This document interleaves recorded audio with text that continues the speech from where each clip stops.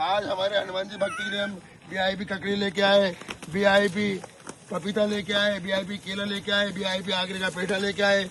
आज तारीख है 20 वार है सोमवार, सुबह का दान, गंगा का स्नान।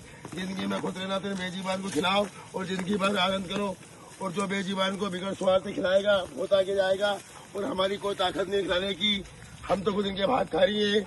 और एक और ज्ञान की बात बता रही हूँ, ऐसे संत गोविंद जी जाने को मैं नमन करता हूँ जो गांव-गांव शहर जाकर कथा करते हैं और गौ माता का भंडार करते हैं। और ऐसे संत को मैं नमन करता हूँ। छोटी राम राम बोलो और खाते रहो। अभी ककड़ी खा रही है, पपीता खा चुके हैं और केले भी हमने मंगवाए। और हमारी कोई ताकत नहीं खाने की, हम तो खुद इनके भाग करिए। और हम किसी चंदा लेकर कोई सा काम नहीं करते।